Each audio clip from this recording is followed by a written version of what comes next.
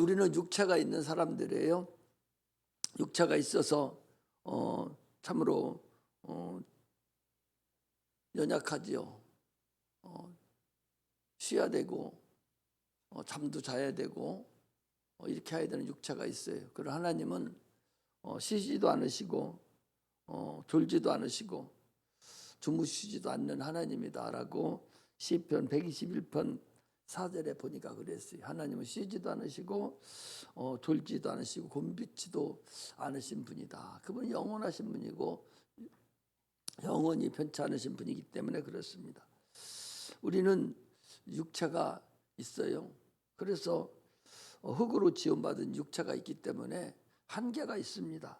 그래서 하루를 지낼 때도 일할 때가 있고 쉬는 시간이 있고 또 잠자는 시간 24시간을 그렇게 활용합니다. 이건 필연적이고 반드시 받아들여야 될 환경에서 살고 있어요. 자수성가한 사람이라는 사람들이 있죠. 자수성가한 사람이라는 것은 옛날에 정주영 그런 회장님과 같이 참으로 시골에서 단돈 얼마 가지고 올라와서 큰 그룹을 일으킨 그런 분들이죠. 그런 사람들 보고 자수성가한 사람이다 그러죠. 부모의 재산을 받지 않냐고 내 스스로 큰 것을 이루는 사람들을 자수성가한 사람이라 그러는데 그들은 나는 먹지도 않고 쉬지도 않고 쓰지도 않고 오직 돈만 벌어서 내가 오늘 이렇게 이루었다라고 말합니다. 그렇지만 그들도 잠도 자고 살았어요. 그러나 그 잠을 많이 잤느냐 적게 잤느냐의 차이지 반드시 자야만이 됩니다. 육체가 있는 자는 반드시 자야 되는 근본이 있어요. 주님께서도 육체를 입고 이 땅에 오셔서는 얼마나 피곤하셨는지 풍랑이는 배 그 안에서도 그분은 주무실 수밖에 없는 그런 피곤한 육체를 가지고 있는 자가 우리 인간들입니다. 참으로 피곤하죠. 어제 새벽에 일어나서 또 김장하고 하루 종일 일하고 하는 일하고 우리 청년들하고 성도들이 많이 고생을 어제 했어요. 피곤하죠. 그러나 이제 잠을 자고 나면 모든 것이 또 다 깨끗하게 풀리는 것을 알 수가 있죠. 그래서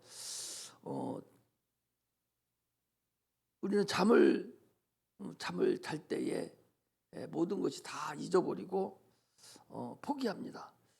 잠잘 때 우리가 보면은 사랑하는 사람도 또 중요한 일거리도 다 포기하고 관심조차도 없고 그냥 잡니다. 다 잊어버리죠. 그래서 에이 하고 잠자고 나면 싹 다 잊어버리는 게 잠이에요. 하나님께서 시편 90편에 보면 하나님께 사랑하는 자에게 잠을 주시는도다 그랬어요. 얼마나 하나님이 우리를 사랑하셔서 육체의 잠도 주셨다는 걸 알 수가 있어요. 잠 안 자고 한번 살아보셔봐요. 잠 안 자고 살 수 있는 자 아무도 없습니다. 반드시 잠은 자야 되는 거예요. 그렇게 소중히 여기던 그런 모든 일도 잠자면 다 놓고 잡니다. 돈 가방 속에 넣어놓고도 그냥 잠잘 때는 다 잊어버려요. 슬픔도 기쁨도 다 포기하고 깊은 잠을 잡니다. 욕심도 없어져요. 잠을 자면 다 잊어버리는 것이 이 잠이기 때문에 인간에게 주신 최고의 행복이고 최고의 기쁨이라는 사실을 우리가 알아야 됩니다. 그래서 사람은요, 이 38시간제를 사용해요. 38시간제라는 것은 8시간 일하고 또 공부할 학생들이 8시간 공부하죠. 또 8시간 쉽니다. 쉬는 시간을 찾아보셔봐요. 8시간을 쉬어요. 그리고 또 8시간을 잡니다. 38이 24에서 24시간을 활용하는 거. 이것을 38시간제를 육체가 사용하는 거. 이게 세월 속에서 38시간제를 계속적으로 되돌아가면서 삽니다. 제가 그 전에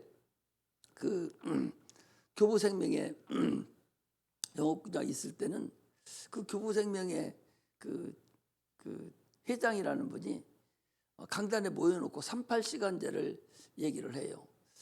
나도 38시간제가 도대체 뭔가. 근데 지금 보니까 그 얘기 8시간을 공부를 열심히 합니다. 일하는 사람도 8시간 근무를 하죠. 일을 해요. 그리고 8시간을 잠을 잡니다. 반드시 8시간 자야 건강해지고 모든 것이 형통이 다 이루어져요. 애기들도 그 정도 안 자면 뇌가 크질 않는다고 그러죠. 그리고 쉬는 시간을 다 펴보면 8시간이에요. 그 8시간 중에 38시간제 중에서 내가 쉬고 있는 시간을 어떻게 활용하느냐에 따라서 인생은 달라질 수가 있어요. 그것을 그 8시간 쉬는 시간을 내가 어떻게 잘 활용할 것인가. 다 공부하죠. 다 일하지 않습니까?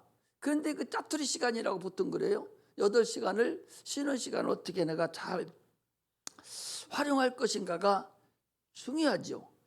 이 인생에게 허락한 이 세월 속에서 매일매일 되풀이하면서 38시간제를 사용하면서 세월을 먹고 사는 거예요.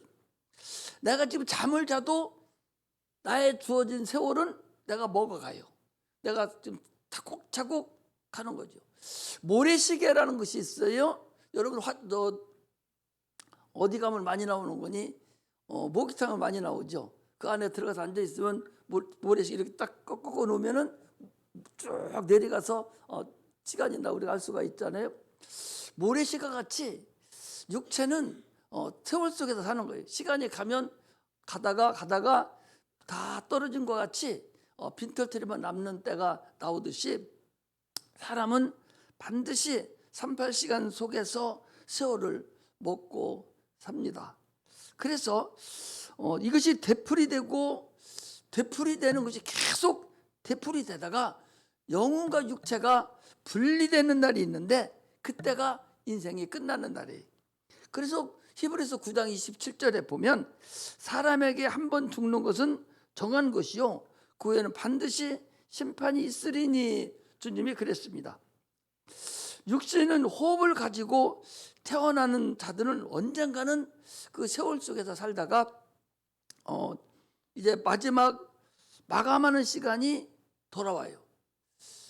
호흡을 가지고 난 사람, 그 사람 한평생이라는 것이 어떤 사람은 100년도 있지만 어떤 사람은 착상이 돼서 엄마 뱃속에 착상이 돼서 세상에 나오지도 못하고 한 7, 8개월 있다가 죽는 사람도 있어요. 이것도 한 세상이에요. 한 세월입니다. 어떤 사람 귀신을 쫓아보니까 이름도 몰라요. 성도 몰라요. 아무것도 모르고 귀신이 됐어요. 그래서 이렇게 나중에 알고 보니까 임신을 했는데 할머니가 아기를 지우라고 그래가지고 아기를 지웠어요. 그래서 죽은 거예요. 그래서 엄마에게 다시 들어와가지고 붙어 있는 거예요. 이것도 한평생입니다.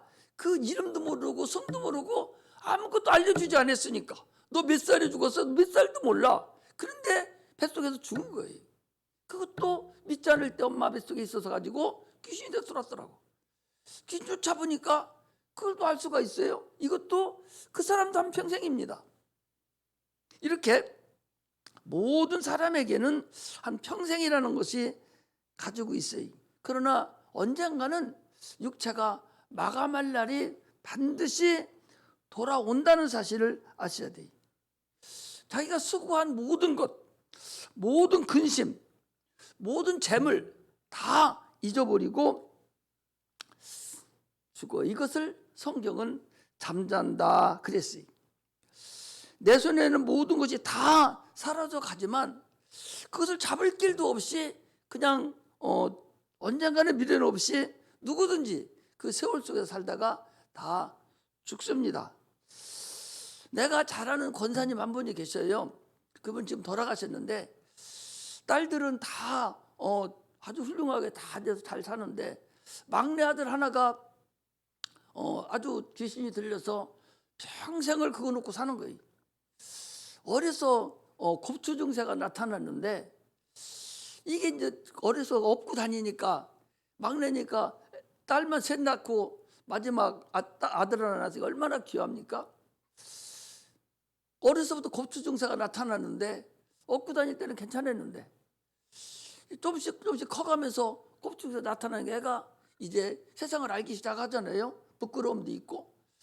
그러면 거기에 귀신이 들어가지고 정상적인 삶을 살지를 못하는 거예요. 키도 크고 다 컸는데 그거 하나 때문에 엄마가 달마다 교회 바닥 앞에 그 제찬 교회 바닥 앞에서 평생을 거기서 이불 깔고 주무시고 또 기도하고 또 새벽기도 끝나면 다 이불 싸질머지고 또 가셔요.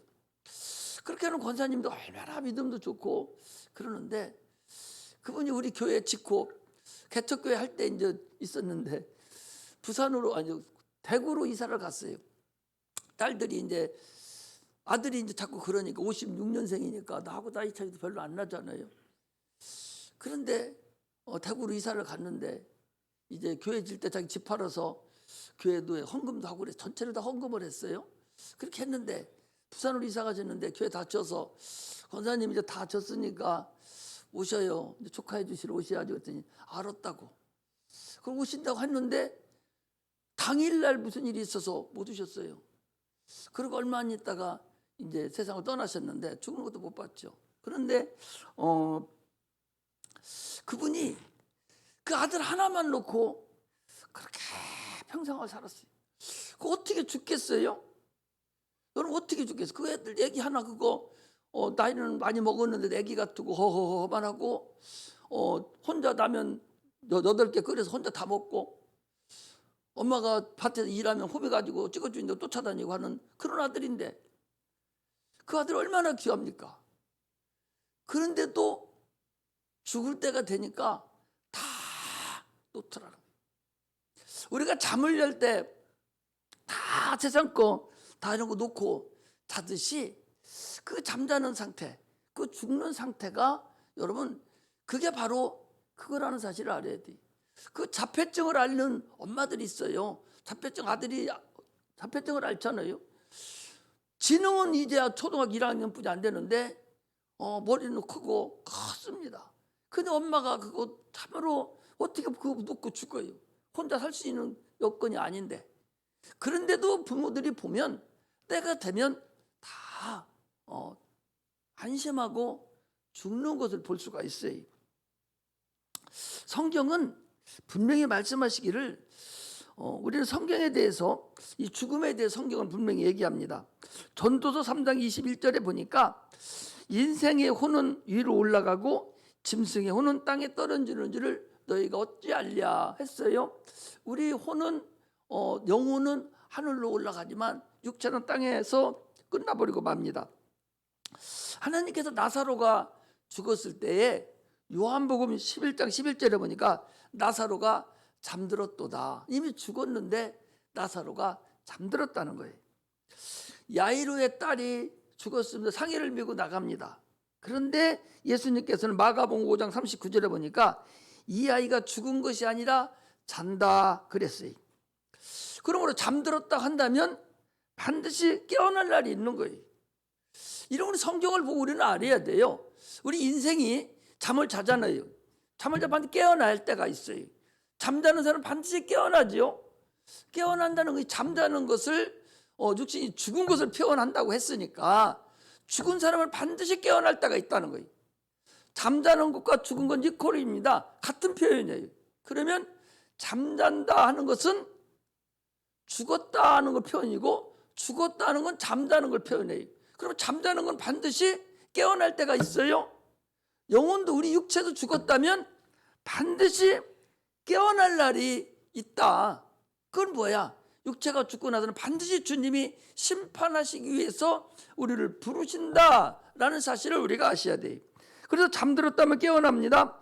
하나님은 잠자는 자를 깨우시는 분이에요.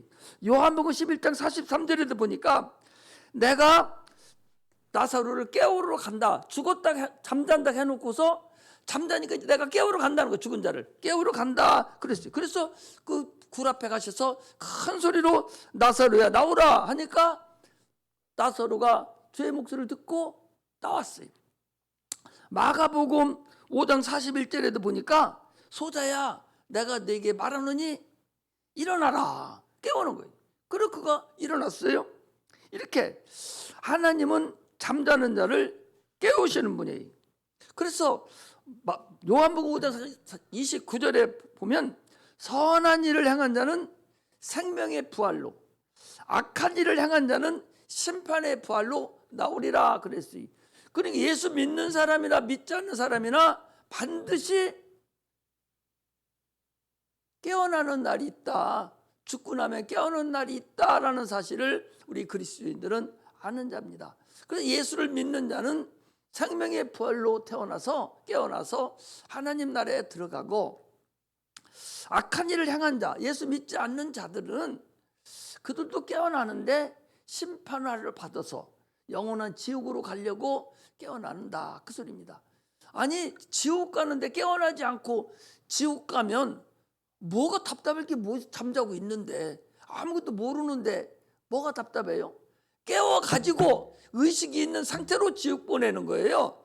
깨어나서 의식이 있는 상태로 천국에 가는 것이지 그냥 아무것도 모르는 상태로 간다? 그렇게 하나님이 어리석은 줄 아셔요? 깨어난 이후의 삶은 더 이상 끝이 없어요. 죽음이 없어요. 그때는 영원합니다.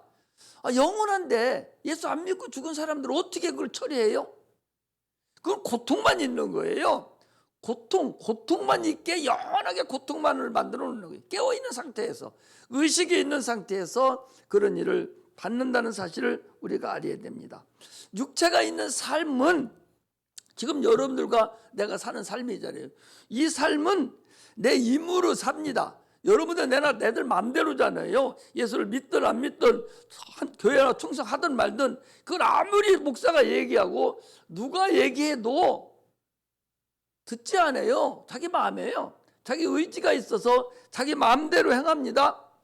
설교를 아무리 해도 듣지 못하는 사람은 할 수 없어요.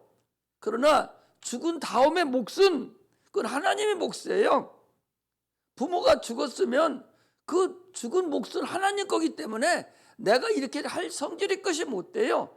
천국 가고 지옥 보내는 것은 하나님 일이다 말이에요. 그래서 고린도전서 10장 20절에 보면 부모에게 죽은 자에게 제사하는 것은 귀신에게 하는 것이다 라고 말씀을 하고 계세요. 깨우시는 목적은 우리를 심판을 하기 위해서 깨우는 것이, 이걸 아는 자가 그리스도인이라는 사실을 알아야 됩니다. 뭐가 깨어나냐? 사람은 육체와 영혼으로 돼 있어요. 육체는 흙으로 돼서 끝나는 날이 있지만 영혼은 영원히 죽지 아니하고 영원하다는 사실을 아시기를 주의 이름으로 축복합니다. 그 영원한 깨어난 사람들은 영원한 죽음이 없는 그런 나라로 들어간다는 사실을 우리가 알아야 됩니다. 금년 한 해도 이제 3주가 남았어요. 3주가 지나면 이제 금년 한 해가 지나갑니다. 마감을 하지요. 비가 오고 비가 어제도 왔죠. 비가 오고 낙엽이 지고 이제 또 김장도리는 했잖아요. 김장도 사람들이 김장을 합니다. 그리고 이제 눈이 올 거예요. 눈이 오고 이렇게 시작하면은 한 해가 이렇게 가요. 이런 세월은 각자의 나이만큼 살아가고 있어요. 그것을 이 겨울을 과연 몇 번씩 만나는가? 이게 나이죠. 나무로 따지면 그 나이대라고 그래요. 나이대라고. 우리 나이대라고 그러죠. 사람의 나이대도 봄, 여름, 가을, 겨울이 몇 번을 앞으로 남았는가에 따라서 이제 삶이 결정이 되죠. 나이대를 만드는 그 겨울을 과연 얼마나 볼 수 있을까? 앞으로 많이 남은 사람도 있고 겨울을 볼 날씨를 또 많이 보지 못할 자도 있어요. 이건 오직 하나님 소관입니다. 나이가 어리다고 겨울을 많이 볼 수 있다고는 단정할 수 없어요. 나이가 어리면 겨울을 많이 볼 수 있는 확률은 있죠. 그러나 하나님 소관입니다. 나이가 많다고 해서 겨울을 볼 그런 날이 적다? 물론 적을 수 있죠. 확률에 의해서 적을 수는 있죠. 그러나 그것 또한 하나님이 하실 일이에요. 하나님 소관입니다. 그래서 하나님 뭐라고 이렇게 말씀하셨어요. 누가복음 12장 20절에 보니까 어리석은 자여 내 영혼을 오늘 밤 내가 도로 찾으리니 네 모든 물건이 다 네 것이 되겠느냐. 자기를 위해 재물을 쌓고 하나님에 대하여 부유치 못한 자가 이와 같으리라. 주님은 우리 영혼을 찾으시는 거예요. 누구나 잠을 다 자요. 잠 안 자는 사람이 어디 있겠어요. 하나님이 취하시면 그 시간, 그날, 그 초로 끝납니다. 이것이 하나님 소관이에요. 그래서 우리는 오늘날 이제 남은 세월을, 남은 시간을 어떻게 살아야 할 것인가, 남은 시간을 어떻게 보내야 할 것인가, 이것을 고민해야 된다. 그럼 성경은 뭐라고 얘기해요? 육체 잘 살먹고 잘 살아라고 남은 세월을 보내라, 그 얘기를 하려고 해놓으신 것 같아요. 그 얘기가 아니라 육체는 그렇게 나가지만 네 남은 세월, 그 시간을 네가 과연 영혼을 위해서 어떻게 네가 보낼 것인가, 이것을 주님은 지금 우리에게 말씀을 하고 계십니다. 이것을 우리는 고민해야 돼요. 성경은요, 세상에 어떤 책에도 없는 인생의 시작과 끝을 기록해 놓은 것이 성경이에요.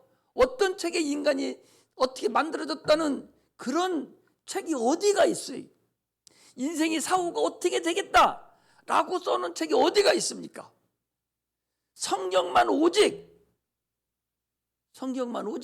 인생의 태생부터 시작해서 시작을 알려줬고 인생의 마지막을 알려주고 그 영원한 날 어떻다는 걸 알려준 것은 성경뿐이 없어요. 세상에 어떤 책도 인생에 대해서 논한 것은 어떤 책도 없다는 걸 알아야 돼. 그 성경에 말씀한 그 하나님이 지금 우리에게 말씀하시는 것이 너희는 세상을 아끼고 세월을 아끼고 세상이 악하다, 너는 이렇게 살아라 라고 지금 말씀하시는 거예요. 거기 15절에 그래져요. 그런즉 너는 이렇게 행하라, 그런즉 너는 이렇게 살아라 라고 인생을 사는 방법을 지금 우리에게 말씀을 해주시고 계셔요. 시간에 대해서 하나님이 주시는 그 경고를, 세월에 대해서 하나님이 주시는 그 경고를 우리는 반드시 고민하고 받아들여야 됩니다. 그걸 신중하게 생각을 해봐야 됩니다. 시편 90편 12절에 보면 우리에게 우리 날 계수함을 가르치사 지혜의 마음을 얻게 해서 우리가 살아있는 날, 앞으로 살 날을 계수하는 거, 세워봐라, 세워볼 수 있는 그런 지혜를 주세요, 그런 얘기예요. 우리가 보통이면 70이고 강건이면 80이라고 시편 90편에 말씀하시면서, 그러면서 네가 과연 남아있는 날수를 계수할 수 있는, 계산할 수 있는 그런 지혜를 하나님 주세요 그랬거든요. 그럼 우리는 지금 그날을 참으로 계수할 수 있는, 잘 알 수 있는 그런 삶을 우리가 살아야 됩니다. 그래서 그런즉 너희가 어떻게 행할 것을 자세히 주의하여 지혜 없는 자같이 하지 말고 지혜 있는 자같이 하여 세월을 아끼라. 세월이 악하니라 라고 오늘 15절에 그랬어요. 그런즉 너희가 어떻게 행할 것을 자세히 주의하여 지혜 없는 자같이 하지 말고 지혜 있는 자같이 하여 세월을 아끼라 라고 말씀하십니다.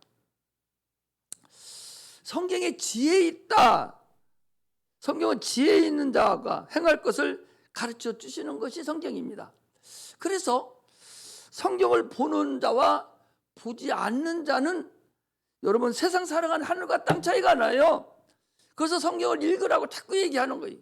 성경을 읽어서 성령이 역사하시면 바로 하나님이 나에게 주시는 말씀으로 오기 때문에 자꾸 성경을 읽고 들을 수 있어야 돼요.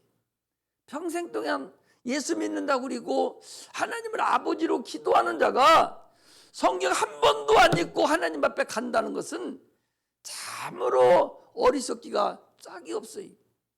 어떻게 하나님 주신 말씀을 한 번도 읽어보지도 않고 내가 예수 믿었다고 하나님 앞에 간다고 할 수가 있겠어요? 건강을 위해서 육체의 의무사항이 있어요. 건강하려면 건강에 대한 지식을 가지고 내가 영양분 있는 음식도 먹고 계획적인 운동도 하고 약도 잘 먹고 이렇게 해야만이 건강할 수 있다. 이걸 건강에 대한 상식이고 지식입니다. 영혼도 동일해요.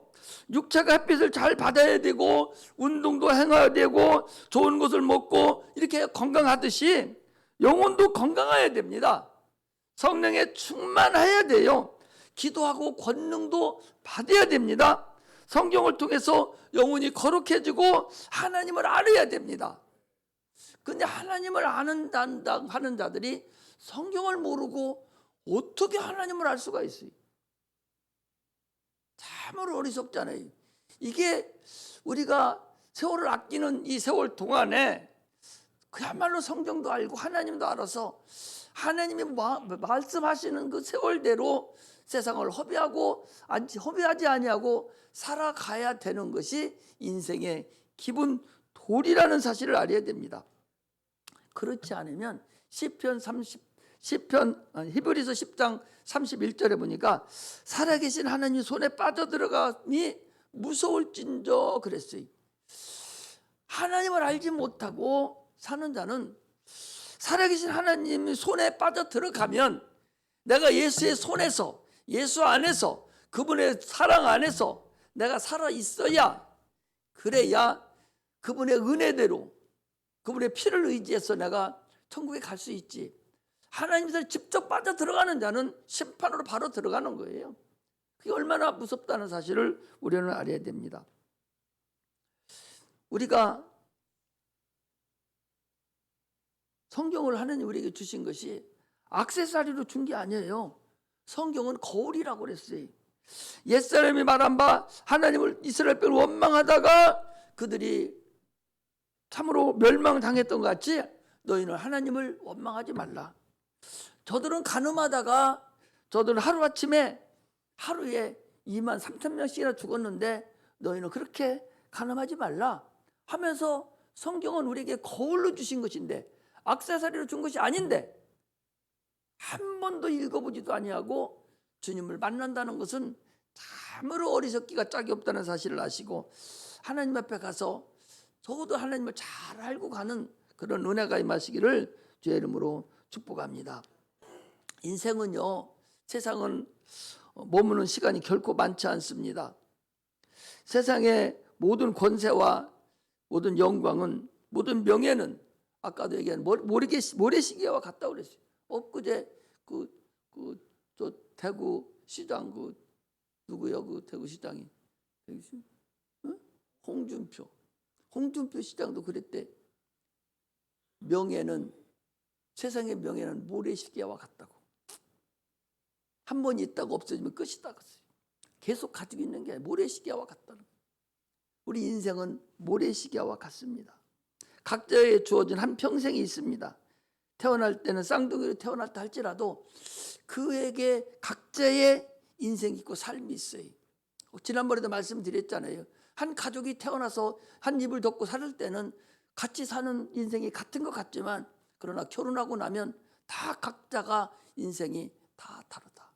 그래서 형이 갑부로 살아도 거지 동생으로 사는 자 수두룩하고 언니가 아주 부끄러움없이 잘 사는 사람이 있어도 동생이 참으로 어렵게 사는 사람도 있어요.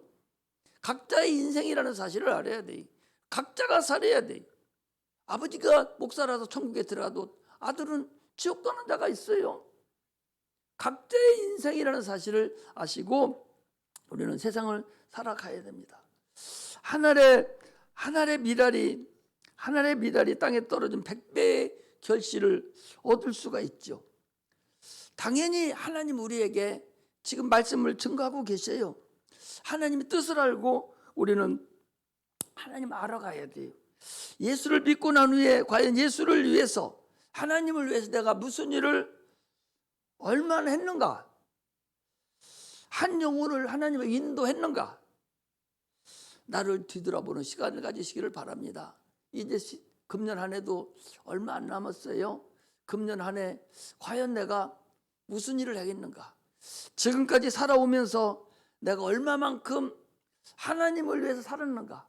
내 영혼을 위해서 살았는가? 육체를 위해서는 물불 안 가리고 참으로 햇빛 보기 운동을 하지요. 새벽에 일찍 일어나서 저녁 10시, 11시나 돼서 끝나는 그런 엄청난 일을 12시간씩 일을 하고 사는 자들이 있어요. 육체는 그렇게 살았는데 과연 내 영혼을 위해서는, 영원한 나라를 위해서는 얼마 남지 않는 이 육체를 어떻게 사용할 것인가를 주님은 지금 그걸 말씀하고 계셔요. 그래서 골로새서 1장 24절에 누가복음 16장 9절에 보니까 불의한 재물로 친구를 사귀라 그랬고, 골로새서 1장 24절에 보니까 제 남은 고난을 내 육체에 채우노라 라고 사도 바울은 얘기하고 있습니다. 세월을 아껴야 됩니다. 영원한 가치 있는 것을 위해서 일해야 됩니다. 영원한 나라에 가져갈 것을 위해서 육신을 쳐서 복종시켜서 일할 것을 주님은 우리에게 지금 경고하고 계십니다. 지혜 있는 자가 되라는 거예요. 어리석은 자가 되지 말라는 거예요. 어리석은 자, 미련한 자가 누굽니까? 등을 준비했는데 기름을 준비하지 않아서 주님이 오실 때에 기름이 떨어진 거예요. 그래서 기름을 사러 갔더니 이미 주님은 오셨다가 혼인잔치는 문 닫아서 끝나버렸어요. 그게 어리석은 자입니다. 참으로 이 세대를 본받지 말아야 됩니다. 로마서 12장 2절에 보니까 이 세대를 본받지 말라. 세상 본받는 사람이 너무나 많아요. 아무것도 모르면서 그냥 세상 본받아 따라가는 거예요. 다른 사람이 문신하니까 자기도 문신해요. 성경 문신하지 말라고 그랬거든요. 네 피부에, 네 몸에 그림을 그리지 말라고. 그런데 그림을 그려요. 세상이 망할 징조예요. 코골이 피어싱 다 해가지고 꼭 귀신같이 그렇게 하고 돌아다니. 그 뭐가 이뻐요? 여러분 입술 여기 까가지고 방울 크게 달아놓으니까 이쁩니까? 눈 여기 이렇게 해가지고 방울 달아놓으니까 이뻐요? 코 뚫어서 이렇게 피어싱 해놓으니까 이쁩니까? 코 어디로 나가 그거? 바람만 푹푹 쐬지. 하지 말라는 거, 귀신이 시키는 거, 이 세상을 본받고 살아가는 거예요. 얼마나 어리석은지 모릅니다. 술 취하지 말라, 이게 방탕한 거라는 거예요. 세상에 취하지 말라는 거예요. 문화 문명에 취하지 말라는 거예요. 마귀 귀신의 역사입니다. 세상 풍습에 쫓지 말라는 거예요. 마귀 영을 쫓아다니는 거예요. 하지 말라는 거예요. 오히려 네가 세상 그렇게 하려면, 술 취해서 네 스스로 네 의지로 움직이지도 못하고 술에 움직이려면 차라리 성령의 충만함을 받아서 하나님의 신에 대해 너를 움직이게 해라. 그렇게 해야 되지. 술 취해서 자기도 감당 하나 못하면서. 어리석은 자. 얼마나 세상 사람들이요, 다 이루어 놓은 거 술 한 모금 먹고서 인생 망토 드는 사람 얼마나 많습니까? 오늘 아침에 바로 보니까요, 아니 학교 앞에 스쿨존이에요. 술 먹고 거기 지나가 애쳐 죽였어요. 30살 먹은 자가. 그 술 먹고 거기 지나가다 애를 쳐 죽인 거예요. 학교 앞에서. 이 술의 원인 아니야? 술 원인이잖아요. 얼마나 많은 사람이 술 취해가지고 음란하고 간음하고 이러다가 그 평생을 쌓아놓은 인생 망조 들린 사람들이 수두룩하게 많아요. 술 취하지 말라. 이게 방탕한 거라는 거예요. 세상 풍습이고 이거 하지 마라. 내가 오늘 주일학기 때도 가르쳤어요. 야, 너 술 먹은 사람 손 들어봐. 그랬더니 5명, 6명이 손 들어요. 그래서 너 어떻게 먹었어? 아버지가 먹으라겠다는 거예요. 니들 이제는 먹지 마. 이거 안 되는 거 먹지 마. 지금부터 알려주는 거예요. 오늘 가들에게 알려주고 평생 머릿속에 딱 박혀가지고 술 안 먹어야 되죠. 안 가르쳐주면 그거 세상 풍습인데, 아버지도 먹는데 엄마도 먹고 있는데 나는 왜 안 먹어? 먹게 되는 거예요. 이거 알려주는 이걸. 오늘 애들한테 그 똑같은 말씀이에요. 똑같은 말씀을 주일학교 때 가르친 거예요. 우리는 예수 믿고 구원을 받아 하나님께 돌아온 자들입니다. 베드로후서 2장 20절에 보니까요, 개가 지가 토해놓고 바닥에 토해놓고 또 얻어먹고 또 그걸 먹어요. 돼지가 깨끗이 쳐놓으니까 지가 똥 싸놓고 지가 거기 또 들고 또 자요. 그와 마찬가지로 사람이 예수 믿고 침례를 받았으면 이제는 돌아와야 돼요. 세상 거 다 끊을 수 있어야 돼요. 끊으려고 노력을 해야 돼요. 그렇지 못하고 계속적으로 토했던 것도 먹고 자가 싸놓은 것 갖다 또 주저앉듯이 세상으로 둥그러가고 풍습 쫓아다니면 되지 않는다는 걸 말합니다. 이스라엘 백성은요, 그들은 애굽에서 참으로 새끼를 낳으면 자녀를 낳으면 다 하수구에 던져 죽이라고 그랬어요. 그래서 하나님께 기도해서 그들이 홍해를 건너서 광야에 나왔습니다. 그들이 광야가 좀 어려우니까 우리가 애굽에 살 때는 그래도 배는 안 고랐는데 막 이러면서 원망하다가 그렇게 원망한 사람 한 사람도 가나안 땅에 못 들어가고 광야에서 다 죽임을 당했습니다. 우리는 마귀 소굴에서 쫓아나와서 하나님의 자녀가 되고 침례를 받아서 이제 올라온 사람들이에요. 지금 다시 세상을 쫓아가고 세상에 향해서 간다면 그것 또한 살 수 없다는 사실을 우리가 알아야 돼. 어린 아기가 엄마 뱃속에 삽니다. 물속에서 양수 속에서 탯줄 안에 연기해서 거기서 숨 쉬고 살아요. 근데 그 아기가 딱 나와가지고 응애하고 숨 한번 숨 딱 쉬고 나서 다시 물속에 집어넣어봐요. 바로 죽습니다. 여러분 똑같습니다. 우리가 세상에 있다가 침례받고 하나님 앞으로 주님과 함께 연합된 자가 다시 세상에 올라와서 다시 세상으로 돌아가면 바로 죽는다는 걸 알아야 돼요. 할렐루야. 이스라엘 백성들이 그랬고 어린 아기도 그렇지만 오늘 우리도 동일하다는 사실을 알아야 됩니다. 그러므로 참으로 마음으로 주께 찬송하고 시와 찬미로 하나님께 화답해라 그랬어요.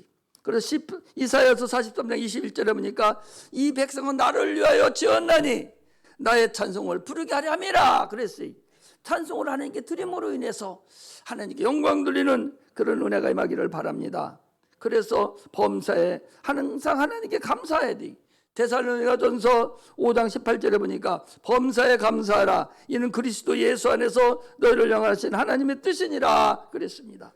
그러므로 주님을 경외하고 주님께 복종하고 오직 성령 충만함으로 하나님께 영광 돌리는 그런 은혜가 임하시기를 주의 이름으로 축복합니다. 기도하겠습니다.